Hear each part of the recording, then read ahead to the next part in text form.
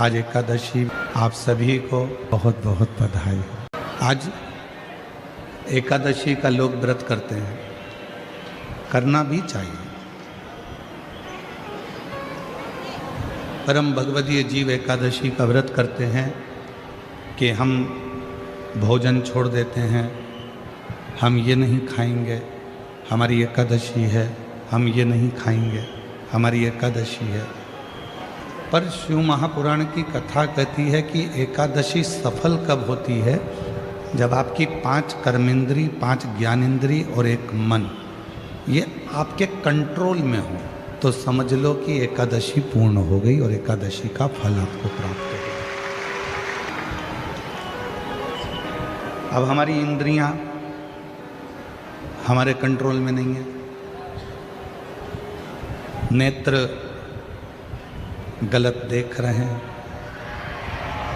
जिह्वा गलत बोल रही है, कान गलत सुन रहे हैं, श्रवण शक्ति गलत जगह जा रही है, नेत्र गलत जगह जा रहा है, जिह्वा गलत बोल रही है।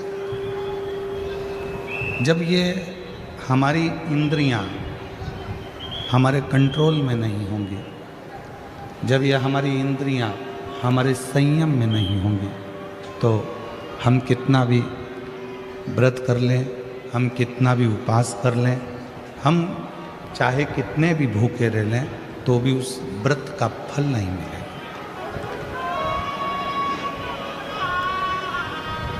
व्रत का फल कब मिलता है? जब हमारी इंद्रियां हमारे काबू में हो।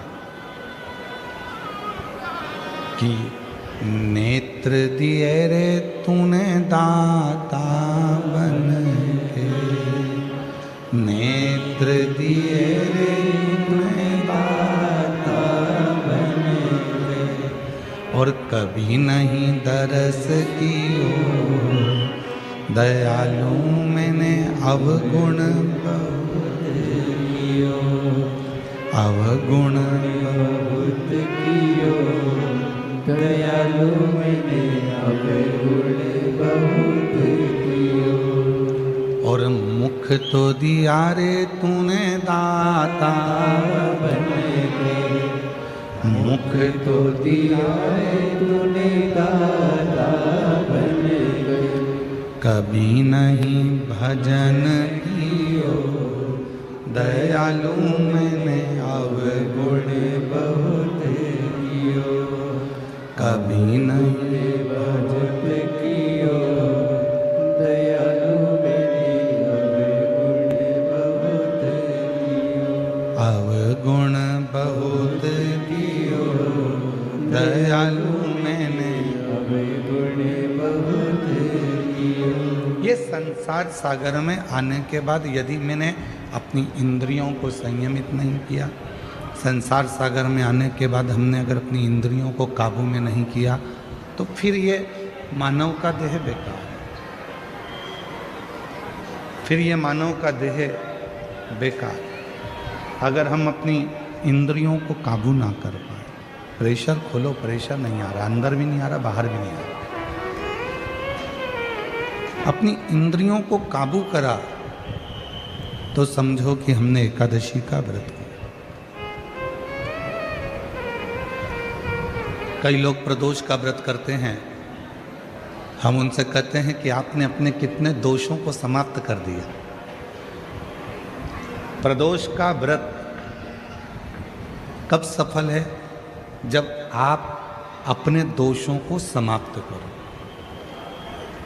मैं गुस्सा नहीं करूँगा, गलत व्यसन नहीं करूँगा, गलत बात नहीं बोलूँगा, गलत चीज़ नहीं खाऊँगा, अपने दोषों को समाप्त करो।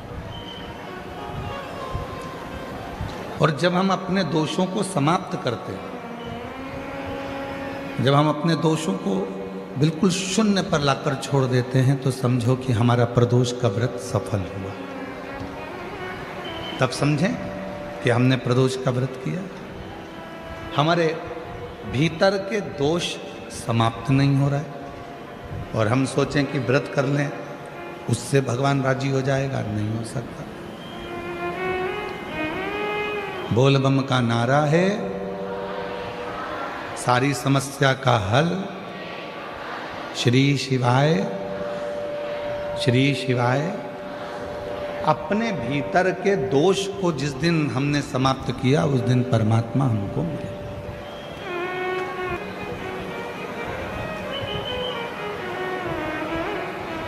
भक्ति, विश्वास, ये दो चीजें हैं। कितनी भी भक्ति कर लो, कितना भी भजन कर लो, कितना भी कीर्तन कर लो, कितना भी मंत्र जाप कर लो, कितना भी स्मरण कर लो, अगर तुम्हारा विश्वास तुम्हारे परमात्मा के प्रति नहीं है तो फिर तुम्हारा कीर्तन करना, तुम्हारा भजन करना, तुम्हारी भक्ति करना बेकार। पर यदि तुमने विश्वास पूर्ण कर लिया, उसके ऊपर संपूर्ण अपना जीवन का भार सौंप दिया, फिर तुम कहीं जाओ ना जाओ, वो परमात्मा तुम्हें स्वीकार कर ले। आज से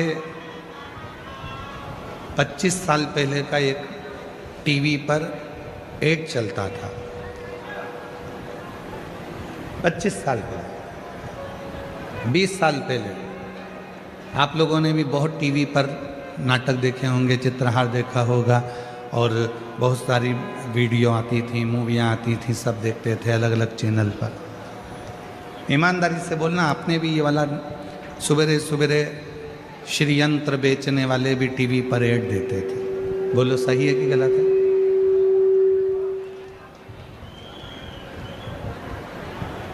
फिर कुबेर यंत्र बेचने वालों ने भी कहा कि हम इस यंत्र को बेचें।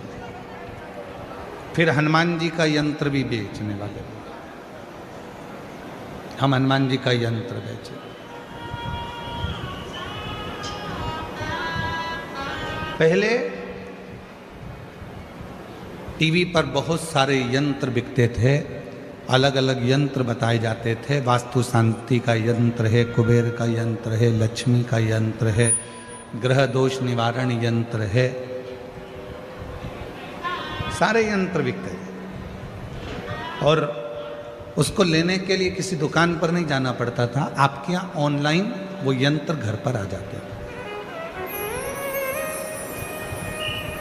उसको लेने नहीं जाना है। आपने टीवी पर ऐड देखा, मोबाइल पर, फोन पर बात करी, हमको ये यंत्र चाहिए, और वो यंत्र तुम्हारे यहाँ आ जाता है।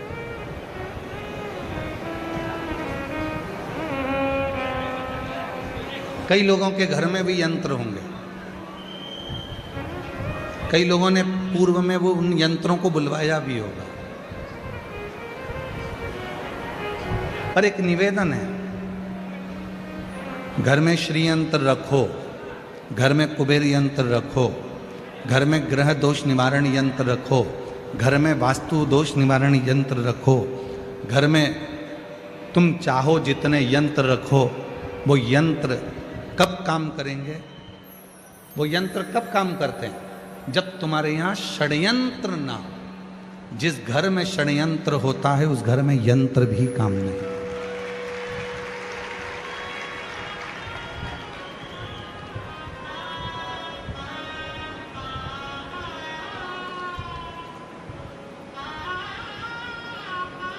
इतना षड्यंत्र घर के अंदर चलता है, कोई ये भड़काएगा, कोई वो भड़काएगा, कोई कुछ कहकर जाएगा, कोई कुछ कहकर जाएगा, कोई कुछ बोल कर जाएगा।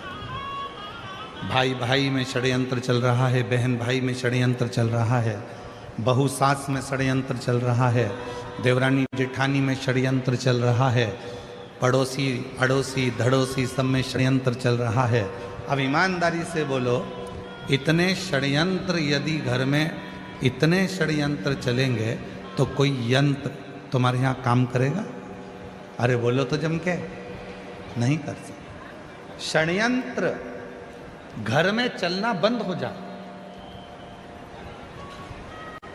बहू सास का षड्यंत्र चलना बंद हो जाए, ननंद भाभी का षड्यंत्र चलना बंद हो जाए, बेटी माँ का षड्यंत्र चलना बंद हो जाए, बाप बेटे का षड्यंत्र चलना बंद हो जाए, भाई भाई का षड्यंत्र चलना बंद हो जाए, रिश्तेदारों का एक दूसरे के प्रति षड्यंत्र चलना बंद हो जाए। जो ये षड्यंत्र चलता है तो कोई यंत्र भी काम नहीं करता। यंत्र कब काम करेगा? जब आप षड्यंत्र से दूर हो।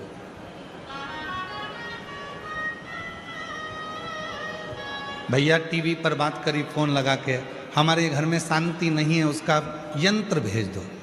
उसने ग्रह शांति का यंत्र भेजा, पर ग्रह शांति का यंत्र काम ही नहीं कर रहा, क्योंकि षड्यंत्र इतना ज्यादा हो रहा है। उधर से फोन आता है वो अपनी माँ को भड़का देते हैं, उधर से फोन आता है वो अपनी सास को भड़का देते हैं, उधर से फोन आता है वो अपनी बहू को भड़का देते हैं, उधर से फोन आता है वो अपनी बेटी को भड़का देते हैं। षड्यंत्र इतना चल रहा है कि ग्रह शांति यंत्र भी काम नहीं करता।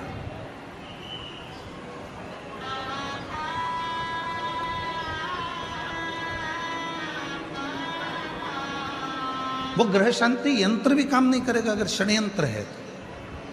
फिर किसी ने कहा कि महाराज जी हमारे घर में वास्तु दोष हो गया। वास्तु दोष हो गया, तुमने इधर की सीढ़ी तोड़वा कर उधर सीढ़ी लगवाई, तुमने दुकान बदल कर देख ली, तुमने घर बदल कर देख लिया, तुमने रिश्तेदार बदल कर देख लिए, तुमने घर की दिशा बदल कर देख ली, तुमने सोने का पलंग बदल कर देख लिया, तुमने रसोई घर बदल कर देख लिया। शिव पुराण कहती है जब तुमने सब कुछ बदल कर देख लिया और तो भी वास्तु दोष शांत नहीं हो रहा, तो अपने आप को थोड़ा सा बदलना प्रारंभ करो। तुम्हारा ग्रह का दोष और वास्तु दोष अपने आप शांत हो। हम बदल नहीं रहे, हम बदल नहीं पा रहे, अपने आप को नहीं बदल रहे। सास कहती है मैं नहीं बदलूंगी, बहू कहती है मैं नहीं बदलूंगी, बेटा कहता है मैं नहीं बदलूंगा, बाप कहता है मैं नहीं बदलूंगा। बदलेगा कौन? सीवर वाला महाराज बदलेगा कौन? बदलना तुमको पड़ेगा अपने घर को सही करने के लिए, श्रेष्ठ करने के लिए। अपने घर का सुख देखना चाहते हो तो अपने आप को बदलो, अपने आप। चंद्रमौली, चंद्रशेखर, चंद्रेश्वर, चंद्रशेखर सीखो। चंद्रशेखर शिव महापुराण की कथा से थोड़ा सा सीखिए कि चंद्रदेव सबको बदलना चाहते हैं। चंद्रदेव कहते हैं मेरी जो 27 पत्नियां हैं वो मेरे अनुकूल चले, और चंद्रदेव की 26 पत्नियां कह रही हैं कि आप हमारे अनुकूल तो चलो थोड़ा सा। दूसरे को झुकाने से पहले अपने आप को झुकना पड़ेगा। एक गुरुजी आ रहे थे घर पर, मम्मी पापा ने, माता पिता ने छोटे से बच्चे को समझा दिया, सुनो आज शाम को 4 बजे गुरुजी आएंगे, ठीक है, प्रणाम करना ठीक है, दंडवत करना ठीक है। बच्चे ने कह दिया ठीक है। शाम को 4 बजे गुरुजी आ गए। माँ ने अपने बेटे को बुलाया, बेटे को बुला कर कहा चलो गुरुजी को प्रणाम करो। बच्चा कहने लगा नहीं करना। माँ ने फिर कहा गुरुजी को प्रणाम करो, अपने गुरुजी हैं प्रणाम करो। बेटा कहने लगा नहीं करना।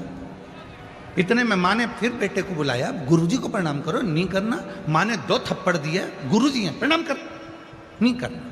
पिताजी आए, पिताजी ने कहा बेटा अपने गुरुजी हैं प्रणाम करो, नहीं करना।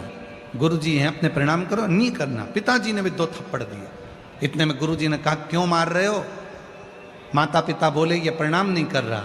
गुरुजी बोला नहीं कर रहा तो मत करने दो, तुम दोनों तो करो, तुम दोनों तो प्रणाम करो। और जैसे ही माता पिता ने झुककर प्रणाम करा, इतने में बच्चे ने साष्टांग दंडवत कर लिया।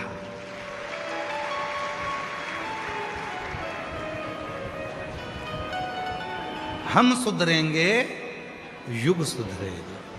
हम बदलेंगे, जम के बोलो, जम के, युग बदलेगा। गायत्री परिवार वाले कहते हैं हम सुधरेंगे, युग सुधरेगा। हम बदलेंगे, युग बदलेगा। कब बदलेगा? जब हम बदलेंगे। कब सुधरेगा? जब हम सुधरेंगे। और हम क्या कर रहे हैं? बहू को सुधारने का प्रयास कर रहे हैं। हम क्या कर रहे हैं? सास को सुधारने का प्रयास कर रहे हैं। हम क्या कर रहे हैं? बेटे को सुधारने का प्रयास कर रहे हैं। हम क्या कर रहे हैं? बाप को सुधारने का प्रयास कर रहे हैं। हम क्या कर रहे हैं? भाई को सुधारने का प्रयास कर रहे हैं। हम क्या कर रहे हैं? बहन को सुधारने का प्रयास कर रहे हैं। सबको सुधारने का प्रयास करा, पहले अपने आप को सुधारा।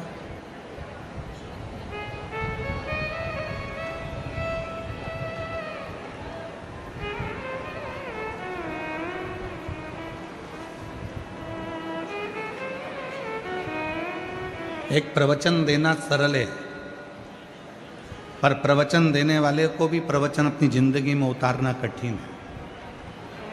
कथा कहना सरल है, पर कथाकार को कथा अपने अंदर उतारना कठिन है।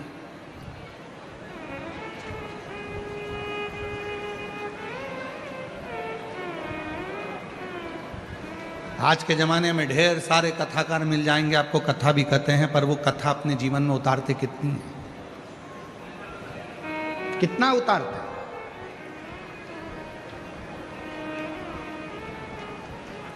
शिव पुराण का ट्रेंड चल रहा है तो शिव पुराण वाचना चालू कर दो। श्रीमद् भागवत का ट्रेंड चले तो श्रीमद् भागवत वाचना प्रारंभ कर दो। रामचरितमानस का ट्रेंड चले तो रामचरितमानस वाचना प्रारंभ कर दो। नहीं भाई, शिव पुराण, राम कथा, श्रीमद् भागवत, गीता, ये सब पुराणे, जितने भी शास्त्र हैं, शिव पुराण कहती है जो भी पुराण बाचो आप दूसरों को बाच कर सुनाओ, उससे पहले उस पुराण का आधे से ज़्यादा अंश अपनी जिंदगी में उतारो, तब शिव पुराण सुनाओ, तब श्रीमद् भागवत कथा सुनाओ, तब रामचरितमानस सुनाओ। अपने आप को सवारो थोड़ा सा। कथा में वो बोल रहे थे कि भव सागर से पार उतरना है तो भगवान शिव का नाम लेना पड़ेगा। नमः शिवाय जपो, श्री शिवाय नमस्तुभ्यम बोलो, ओम नमः शिवाय जपो, पार उतर जाओ। 3 महिलाओं ने बात सुन ली और तीनों महिला सिर पे अपनी माखन की मटकी, दूध की मटकी लेकर दूसरे गांव में दूध बेचने जाती थी। बीच में नदी पड़ती थी। तीनों महिला रोज नाव वाले को बुलाती थी, नाव वाले को थोड़ा सा पैसा देती और उस पार उतरकर दूध बेचकर आ जाती। तीनों महिलाओं ने नाव वाले को बुलाया।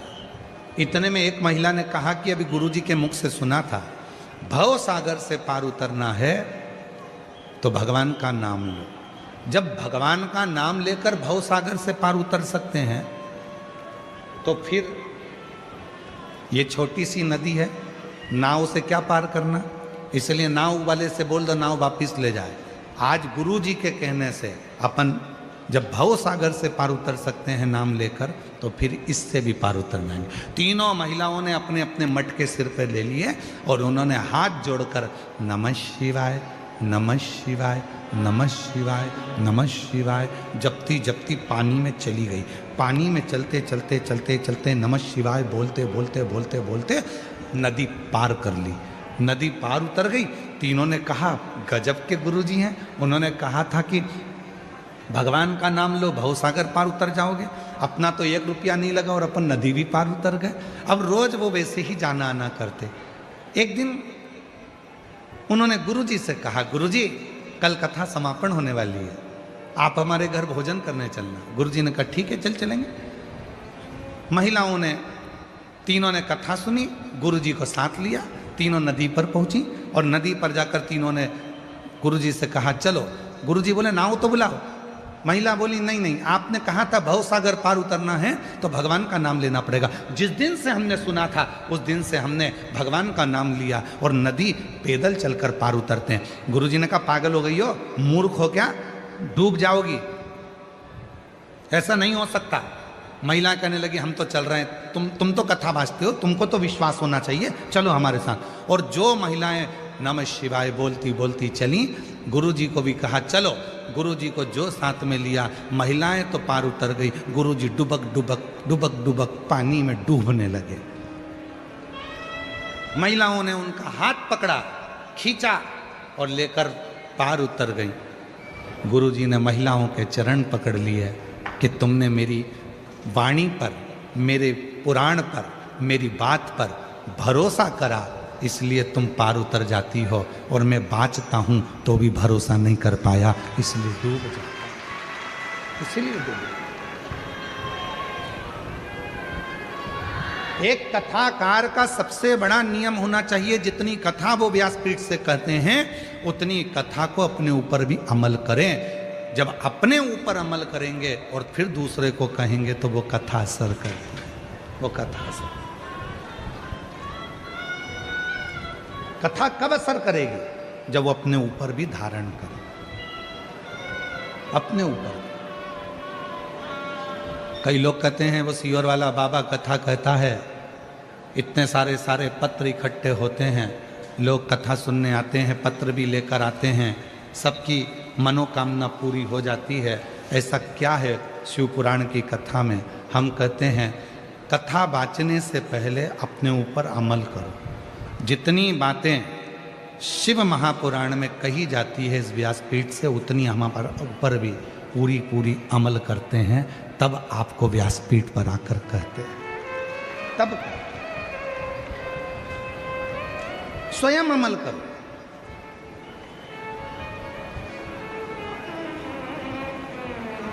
शिव पुराण कहती है बीच की बेलपत्र पर शहद लगाकर शंकर जी को लगाकर एग्जाम देने जाओ। शिव पुराण ये भी कहती है साथ में मेहनत करो, परिश्रम करो, रात दिन एक करो, अपनी मेहनत को 4 गुना करो और फिर बेलपत्री पर शहद लगाकर शिव को लगाकर जाओ, तुम्हें सफलता मिलेगी। शिव पुराण कहती है परिश्रम हल्का मत करना, परिश्रम 4 गुना बढ़ाकर करो। शिव पुराण कहती है।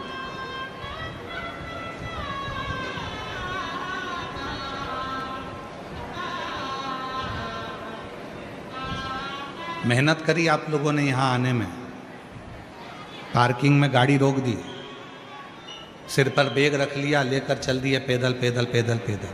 परिश्रम करा आपने, मेहनत करी आपने, तो आप कथा के पंडाल तक पहुँचे हो। मेहनत नहीं करते तो यहाँ तक पहुँच नहीं पाते, घर पर रहते, अरे भैया इतनी भीड़, अरे भैया ट्रैफिक जाम, हमसे तो नहीं बनेगा, तो फिर नहीं जा पाते।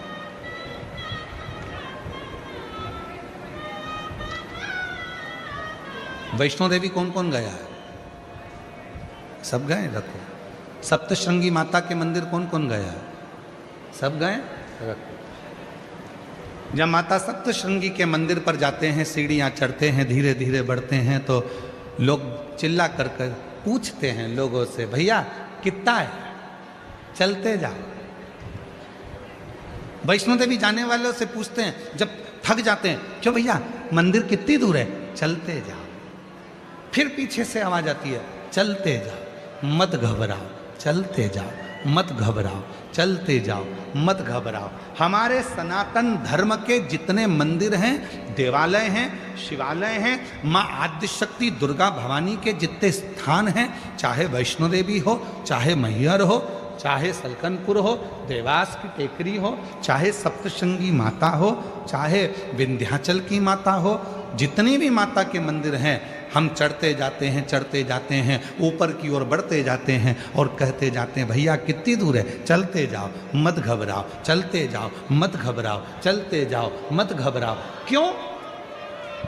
वो मंदिर हमें प्रेरणा देते हैं कि मंजिल तक पहुंचना है, बैठ मत जाना, चलते जाना, घबराना नहीं, आगे बढ़ते जाना, तुम्हें मंदिर का दर्शन हो जाएगा, तुम्हें माँ का दर्शन हो जाएगा, सप्तशृंगी माता तुम्हें दर्शन दे देगी, तुम चलो तो।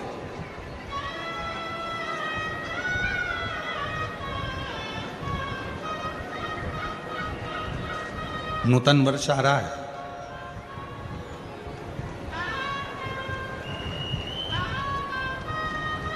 चैत्र से हमारे सनातन धर्म का हिंदू पारंपरिक नूतन वर्ष प्रारंभ हो रहा है। आप सभी को, देशवासियों को,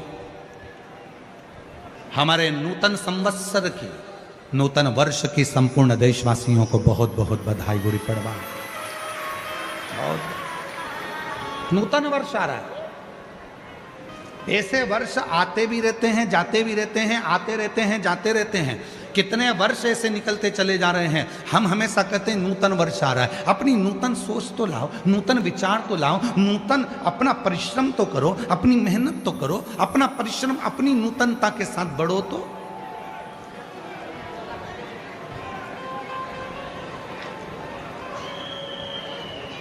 चलते जाओ मत घबराओ, चलते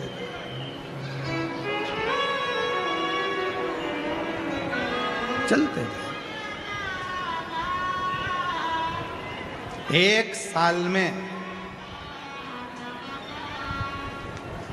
कई मेरी जीजियां बैठी हैं और कई मेरे जीजा बैठे हैं और कई मेरी बेटियां बैठी हैं, कई मेरे बेटा बैठे हैं, कई बुजुर्ग माँ बाप बैठे हैं। कहने में पीछे नहीं हटूंगा, भले आपको बुरा लग जाए लग जाए। एक साल में कम से कम 50 दोस्त बनाते हो आप लोग। हर साल 50 दोस्त बनाते हो। शिव पुराण कहती है 50 दोस्त बनाना सरल है, पर एक दोस्त से 50 साल रिश्ता निभाना कठिन है। हर साल 50 दोस्त बनाते हो, पर शिव पुराण की कथा कहती है कि 50 दोस्त बनाना सरल है, पर एक दोस्त से 50 साल तक रिश्ता निभाना, 50 साल तक दोस्ती निभाना कठिन है, बहुत कठिन।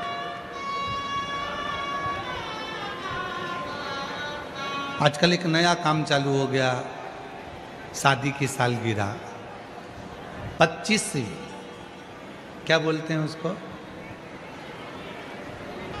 क्या बोलते हैं, सिल्वर जुबली।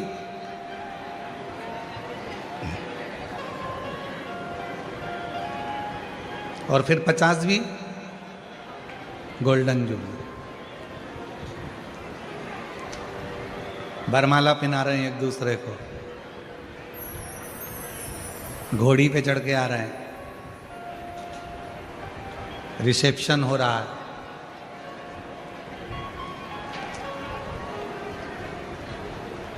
हमारे एक यजमान है सीहोर में, श्री राजन जी अग्रवाल ब्यावरा वाले, उनकी शादी की सालगिरह थी 50 में। उनके बेटे रवि, रितेश, ये सब आए, कमलेश जी, शैलेश जी बैठे। उन्होंने कहा गुरु जी, हमारे काका जी की, ये रवि रितेश की पिताजी की शादी की सालगिरह है 50वीं गोल्डन जुबली। हमने कहा बहुत बढ़िया, आपको बधाई हो, 50 साल शादी के हो गए।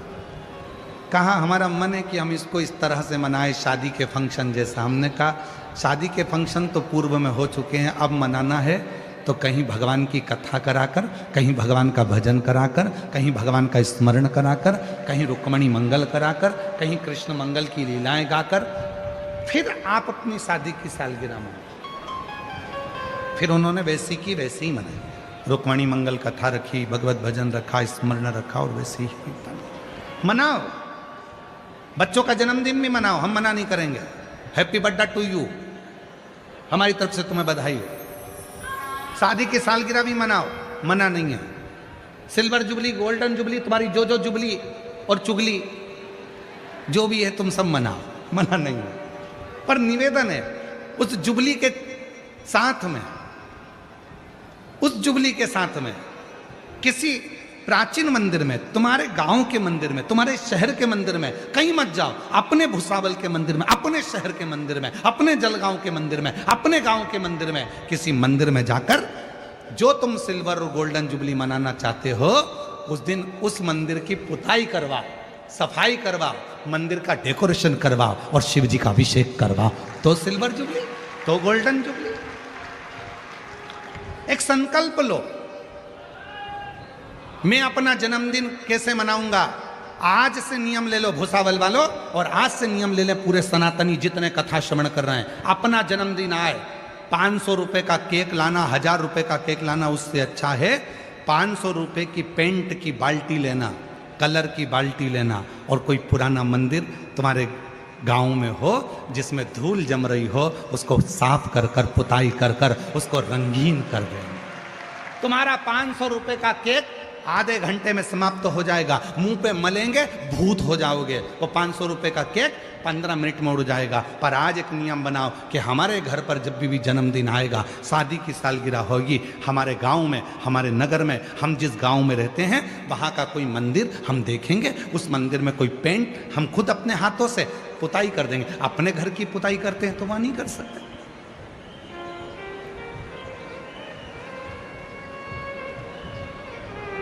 सफाई का भी एक दृष्टांत, एक कथा है बहुत अच्छी, देखो।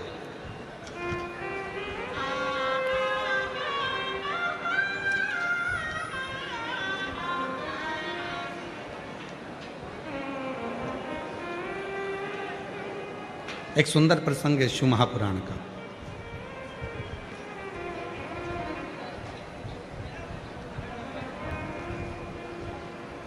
लिंग पुराण में ये वर्णन आता है, बड़े सुंदर प्रसंग को सुनिए। एक गांव में रहने वाला एक व्यक्ति था,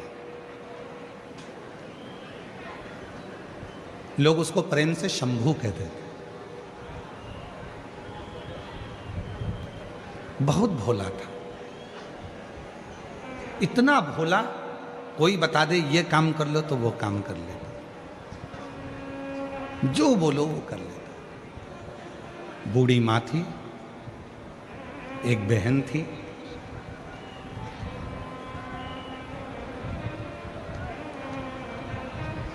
माँ को वो काम पर नहीं जाने देता, बहन को वो काम पर नहीं जाने देता, खुद काम करता। भोला था, पढ़ा लिखा नहीं था, अनपढ़ था, विद्या नहीं थी, इतना विद्वान भी नहीं था, इतना विद्वान नहीं था, पढ़ा लिखा। काम क्या मिलता? किसी पेट्रोल पंप पर भी काम करना है तो थोड़ा पढ़ा लिखा होना जरूरी है, पैसा मिलेगा तो उसको संभाल के रखना पड़ेगा। किसी ऑफिस में काम करना है तो पढ़ा लिखा होना जरूरी है, किसी स्थान पर काम करना है तो पढ़ा लिखा होना जरूरी है। पर उसको तो कुछ पढ़ा ही नहीं था, परिस्थिति ठीक नहीं थी तो विद्या नहीं थी। भोला कहते थे लोग, बिल्कुल सीधा। इस कथा में भी कई माताएं ऐसी बैठी हैं, एकदम भोली हैं, एकदम भोली। कई बेटे इस कथा में ऐसे बैठे हैं, बिल्कुल भोले। कई बहुएं इतनी भोली होती हैं, कुछ नहीं, कौन षड्यंत्र रच रचने तो उसको कोई मतलब नहीं। कई मेरे बेटे ऐसे बैठे हैं जिनको कोई मतलब नहीं, भोलापन है, कुछ नहीं। और जो भोला होता है ना, उसको बहुत काम बताया जाता है। घर में बूढ़ी माँ थी, बहन थी, किसी को काम पर नहीं भेजता था क्योंकि गलत संगत में ना हो जाए, गलत कार्य ना हो जाए, तो खुद काम करता था। एक सेठ जी के पास गया, सेठ जी से हाथ जोड़कर कहा, बाबा जी। भोला ने हाथ जोड़कर कहा, मुझे काम दे दीजिए। लिंग पुराण का ये सुंदर दृष्टांत है, लिंग पुराण का ये बहुत सुंदर चरित्र है, बहुत सुंदर चरित्र। बाबा जी, हमको थोड़ा सा काम दे दीजिए। काम? हाँ ठीक है। पढ़े लिखे हो? नहीं। कुछ आता है? नहीं। भोजन बना लेते हो? नहीं। कुछ नहीं। नहीं बना पाते? नहीं। कुछ नहीं। तो फिर एक काम करो, तुम हमारे घर में सफाई करना, तुम्हारे घर में पोछा झाड़ू करना, सफाई करना। ठीक है, झाड़ू पोछा कर लेंगे, सफाई कर लेंगे। और मैंने तेरे ही भरोसे बाबा, तेरे ही। और सफाई का फल बहुत मिलता है। शिव मंदिर में दीप जलाने का, शिव मंदिर में सफाई करने का, शिव मंदिर में बुआरी लगाने का, झाड़ू लगाने का, शिव मंदिर में जल भर कर रखने का, शिव मंदिर में 1 लोटा जल चढ़ाने का, शिव मंदिर में शंकर जी की चढ़ी हुई बेलपत्र उठाकर धोकर वापिस शिव को चढ़ाने का बहुत फल मिलता है। शंभू बहुत सरल, उसने देखा कि मंदिर में बहुत कचरा है, मंदिर में बहुत सारा थोड़ा गंदा हो रहा है, उसने सफाई करी। गया फिर अपने सेठ जी के यहाँ सफाई करने। रोज मंदिर जाता, मंदिर में सफाई करता, फिर सेठ जी के यहाँ, मंदिर में जाता, फिर सेठ जी के यहाँ। अब तो एक समय ऐसा आ गया कि मंदिर में समय ज़्यादा लगने लगा और सेठ जी के यहाँ समय कम दिखने लगा। क्रोध आ गया सेठ जी को, गुस्से में लाल हो गया सेठ। लिंग पुराण की कथा कर रही है, शिव महापुराण की कथा कर रही है। सेठ जी ने हाथ पकड़ा उसको, घर से बाहर निकाल दिया। भूखा मरता है, मेरे घर से तेरा घर चलता है, तनख्वाह देता हूं तेरे को, रोटी देता हूं तेरे को, जब भूखा मरेगा तो मालूम पड़ेगा कहां समय पास करता है। शंभू के मुख से निकल गया, भोला के मुख से निकल गया। सेठ जी, जब आपके दरवाजे पर आता हूं उसके पहले मंदिर पड़ता है शिव जी का, थोड़ा कचरा दिखता है तो सुबह सुबह मैं वहां पर झाड़ू पोछा कर आ जाता हूं। झाड़ू पोछा तो मैं आपके यहाँ भी करता हूं तो वहां भी कर देता हूं।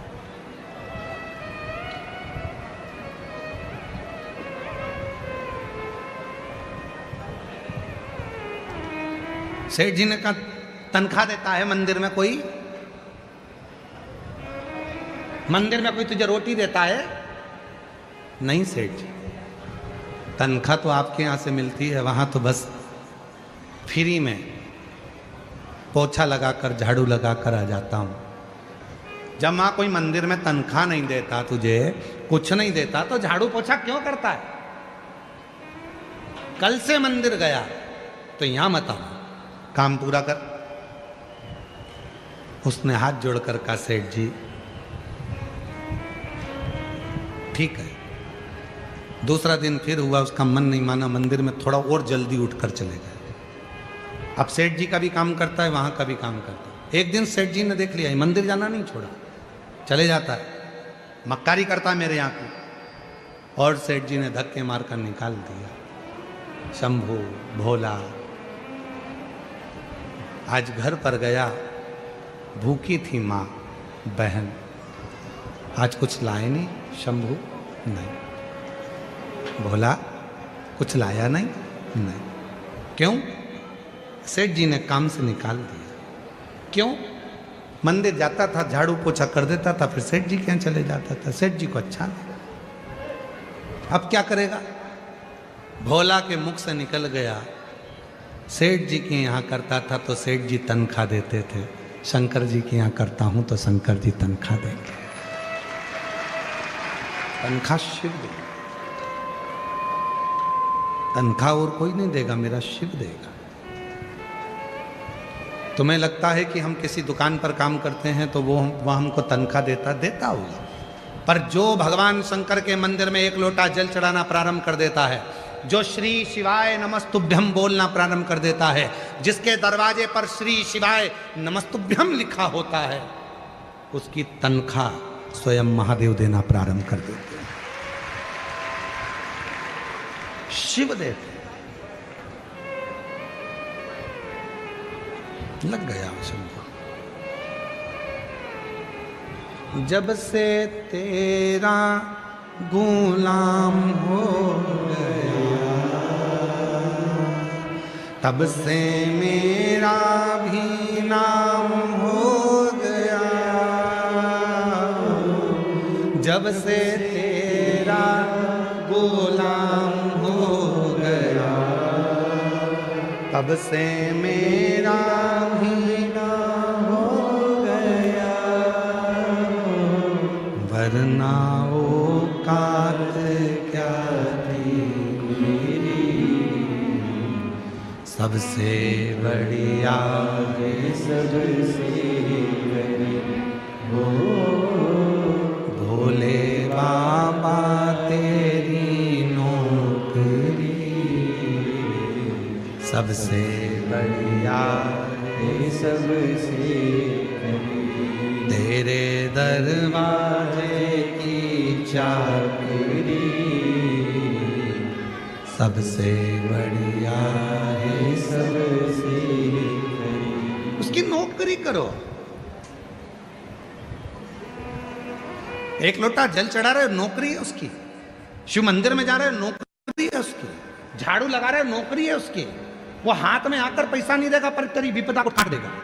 वो हाथ में आकर तनख्वाह नहीं देगा पर तेरी आने वाली विपदा को, तेरे आने वाले दुख को समाप्त कर देगा। वो भले तेरे अकाउंट में पैसा नहीं देगा, याद रखना। दूसरे के यहां नौकरी कर रहे हो तो तुम्हारे बैंक का बैलेंस बढ़ रहा है, पर शिव के दरवाजे की नौकरी कर रहे हो तो तुम्हारी आनंद का बैलेंस बढ़ रहा है। आनंद का जैसे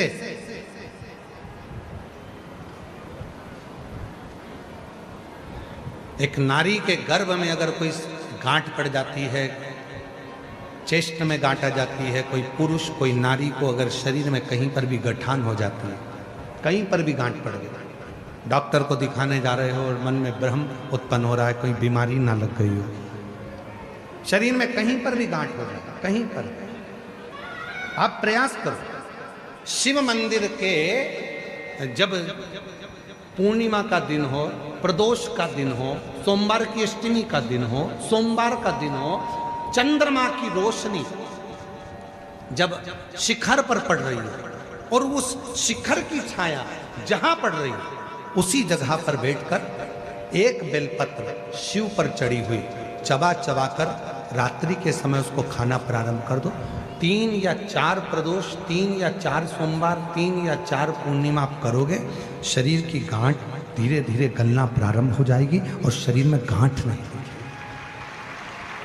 वो रोशनी और इसका प्रताप यहां वर्णन किया गया है। देखिए शिव महापुराण की कथा में स्वयं नंदी जब भगवान शंकर के पूजन की तैयारी कर रहे थे और चंद्रदेव का आगमन हुआ, चंद्र को प्रणाम किया, चंद्रदेव के अंदर अभिमान आ गया कि मुझे प्रणाम कर रहा है, नमन कर रहा है। किसी किसी को लगता है प्रणाम करो तो उसको लगता है कि मुझे प्रणाम करना है, मुझे जगह दी गई है, मुझे स्थान दिया गया है। ना, प्रणाम किया बड़े के नाते, सम्मान के नाते।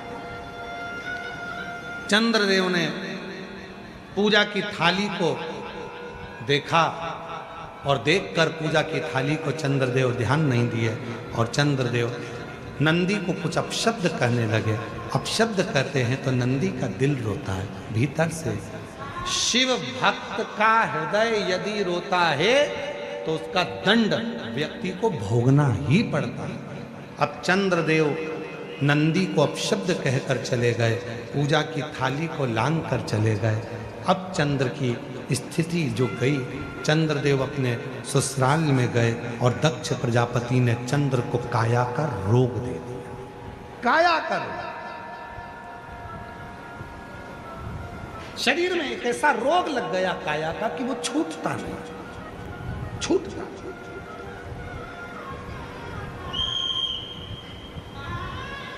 कई बार बच्चे जन्म लेते हैं, बुद्धि का विकास नहीं हो पाता, शरीर का विकास नहीं हो पाता, हाथ पैर से कमज़ोर रहते हैं, पलंग पर सोए रहते हैं, बॉडी काम नहीं करती है, बच्चे चल नहीं पाते हैं, दौड़ नहीं पाते हैं, बैठ नहीं पाते हैं, भोजन नहीं कर पाते हैं, सुन नहीं पाते, बुद्धि का प्रयोग नहीं कर पाते। उनके लिए ये चंद्रशेखर शिव महापुराण की कथा कह रही है।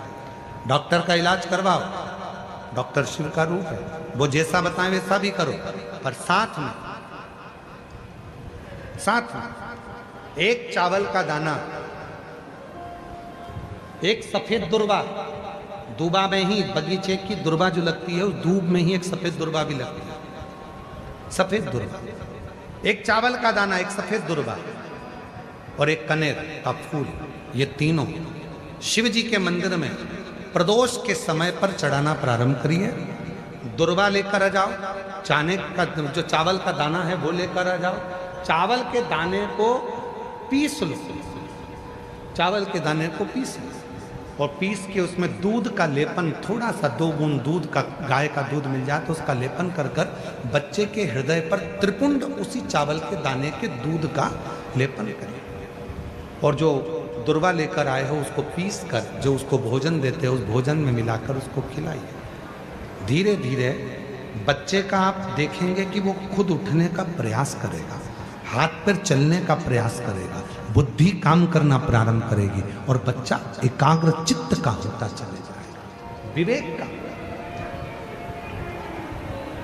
कुछ प्रदोष कर दे, कुछ भी। और ध्यान रखे, प्रैक्टिकल जरूर करें। प्रैक्टिकल का जमाना है, बिना प्रैक्टिकल के काम नहीं चलता। प्रयास आपको करना है। अपने कपड़े की बटन अपने को लगाना है, अपना भोजन अपने को करना है, अपनी खांसी अपने को खांसना है, अपनी छींक अपने को छींकना है, अपना सिर दुखे तो गोली भी अपने को खाना है। तो व्यवस्था भी आपको करना है, करना आपको।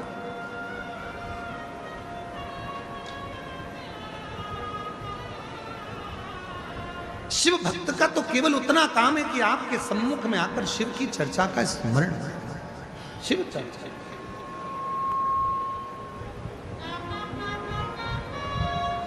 शिव कथा कर, भगवान शंकर का चरित्र कर। दक्ष प्रजापति ने श्राप दे दिया, चंद्र को काया का रोग लग गया। काया का रोग छूटे कैसे, किसके पास जाएं?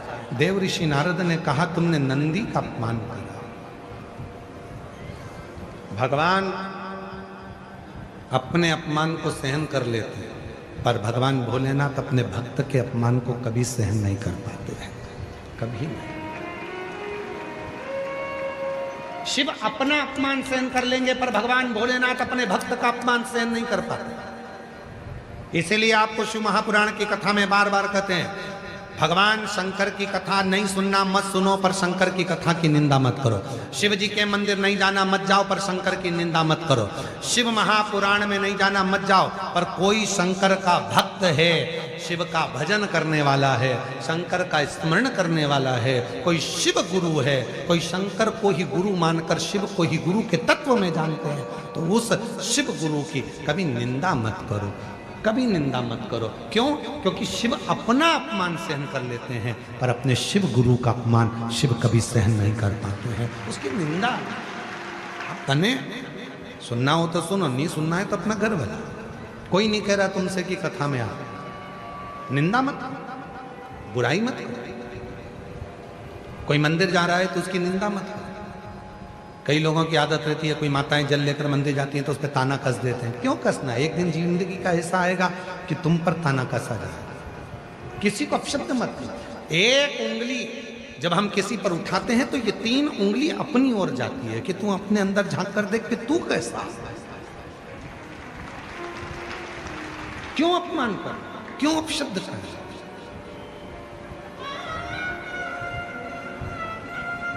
महाराज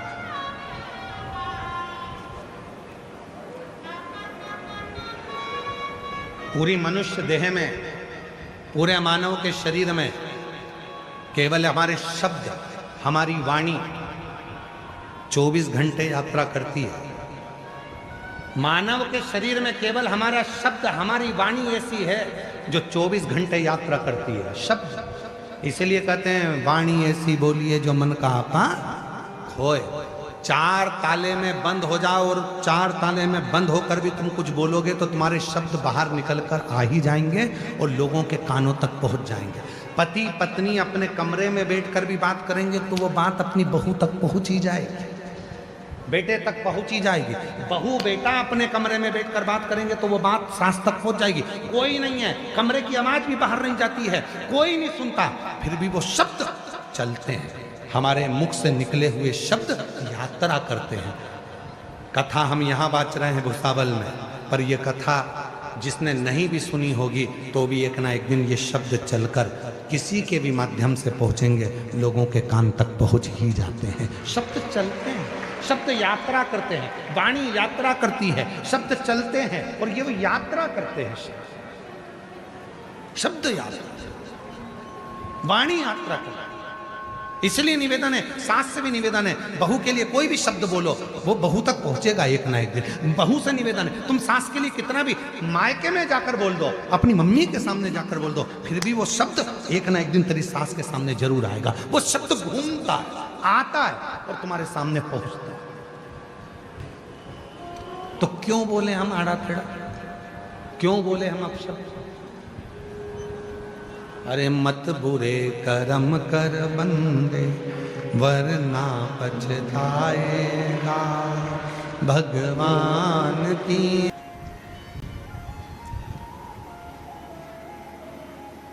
और शिव तो सरल हैं। शंकर भगवान कभी तुम्हारी वीआईपी वस्तुओं से प्रसन्न नहीं होते। शंकर भगवान को प्रसन्न करना है तो एक धतूरा, एक चावल का दाना, धतूरा चढ़ाओ शिवलिंग पे, चावल का दाना सुंदरी की, हाथ रखो चावल के दाने पर और शिव जी से अपने मन की बात प्रदोष के दिन, प्रदोष काल में, शाम के समय चंद्रमौलेश्वर महादेव का नाम लेकर कह दो। 3 महीना तो जाने दो, 3 दिन में वो बाबा मुराद पूर्ण करना प्रारंभ कर देते। आए हो 25, 50, 100 रुपए का पेट्रोल डीजल लगा के आए, बैठे हो, कथा सुनो, कथा की आरती हो, प्रणाम करना, रज को अपने मस्तक से लगाना, विनय करना, बाबा बहुत दुखी हूं, मेरे कालाधिपति महाकाल, हे मेरे चंद्रशेखर महादेव, हे मेरे सोमनाथ, हे मेरे मल्लिकार्जुन, बहुत दुखी हूं। मैंने सुना है तेरे दरबार में आया कभी कोई खाली ना गया। मेरे महाकाल, दुनिया के दुख को हरने वाले मेरे दुखड़े को भी दूर कर दे, मुझे तेरी कृपा की दृष्टि कर दे, कृपा की दृष्टि, कृपा की दृष्टि।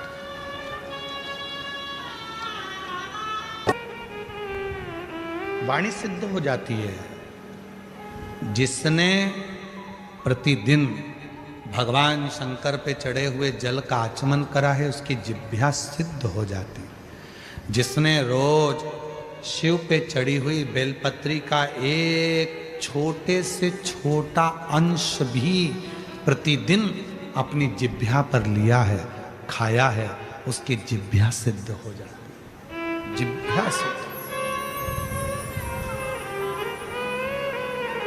क्यों गुरुजी, इसका कोई प्रमाण मिलता है क्या कि जिसने बेलपत्री खाई हो और उसकी जिह्वा सिद्ध हो गई, जिसने शिव जी का जल पिया हो और उसकी जिह्वा सिद्ध हो गई हो?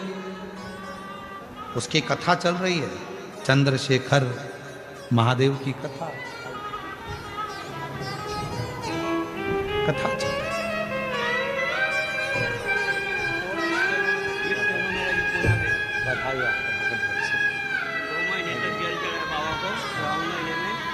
शिव पर चढ़े हुए जल पीने से जिह्वा सिद्ध हो जाती है।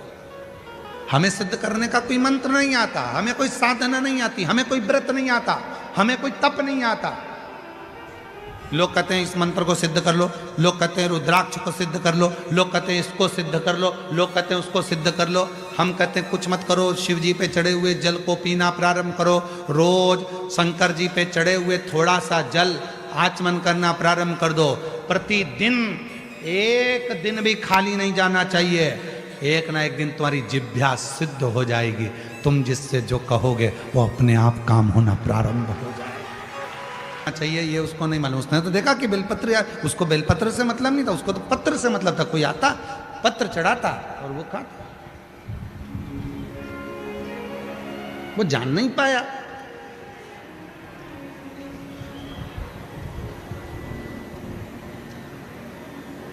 मदनासुर ने बहुत घोर तप नहीं किया। शिव जी पे पत्र चढ़ाता, उस पत्ती को खाता, खाते खाते खाते खाते सालों निकल गए। शिव प्रसन्न हो गए। शिव प्रसन्न। क्या चाहिए बोल?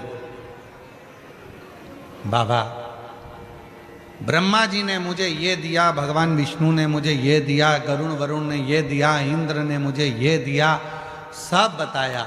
कहा अब अगर कुछ देना चाहते हो तो मेरी जिह्वा को सिद्ध कर दो, जो बोलूं वो हो।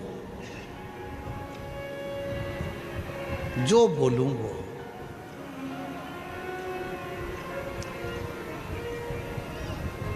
शिव जी तो शिव जी थे। रोज बेलपत्र खाने वाले की जिह्वा शिव सिद्ध कर देते हैं। रोज शिवलिंग पे चढ़े हुए जल पीने वाले की जिह्वा शिव सिद्ध कर देते हैं। और रोज जो अपने मुख से श्री शिवाय नमस्तुभ्यम कहता है, उसकी जिह्वा और मुख शिव सिद्ध कर देते हैं। शिव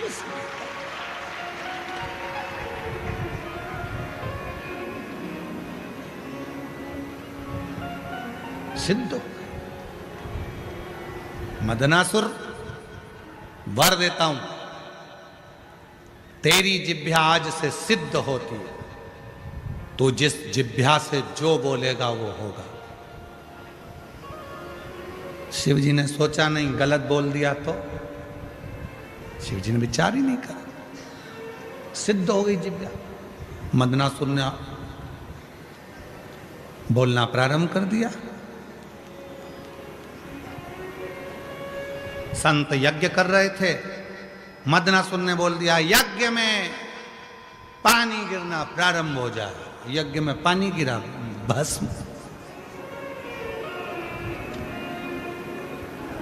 कोई स्त्री हंडा लेकर जा रही थी पानी का मटका, मदनासुर को जाने की जरूरत ही नहीं थी, देख लेता था, ऊपर से कह देता फूट जा, फूट गया जिह्वा से।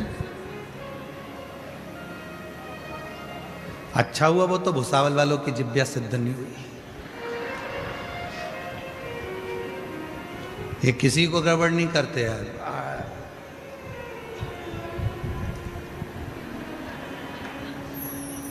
फालतू की बात कहना मत। बोलूं अभी बोलूं।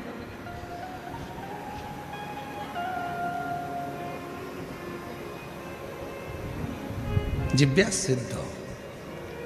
मना नहीं है, आप शंकर जी को जल चढ़ाते हो, शिव जी का जल पीते हो, शंकर जी पे चढ़ी हुई बेलपत्र खाते हो, भले थोड़ी सी खाओ, पर सिद्ध हो जाती है ना, तो किसी का बुरा नहीं करना, भला करो, अच्छा करो। भगवान भोलेनाथ जी से कहकर जाना इस पंडाल में, बाबा 4 व्हीलर गाड़ी दिलाना, अगली बार जहां कथा हो तो मेरे मोहल्ले की माताओं को उस गाड़ी में बिठाकर कथा सुनाने के लिए ले।